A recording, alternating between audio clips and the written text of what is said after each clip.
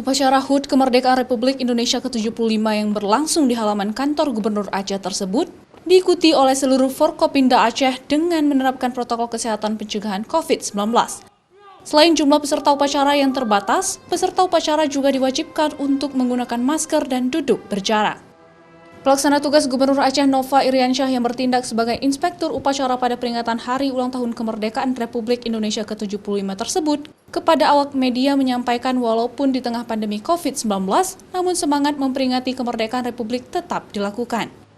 Nova juga mengingatkan bahwa masyarakat Aceh terus menjaga diri agar tidak terpapar virus corona dengan menerapkan protokol kesehatan.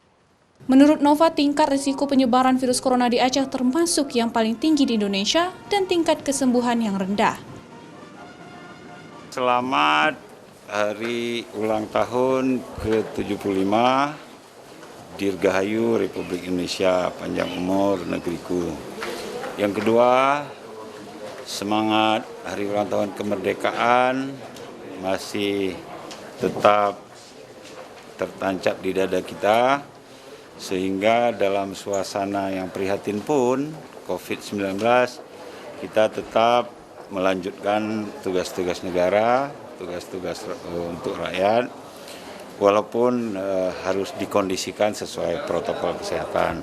Sementara itu, dalam peringatan Hari Ulang Tahun Kemerdekaan Republik Indonesia ke-75 ini, pemerintah Aceh juga memberikan cenderamata secara simbolis kepada 6 penerima dari keluarga pahlawan, veteran, dan purnawirawan.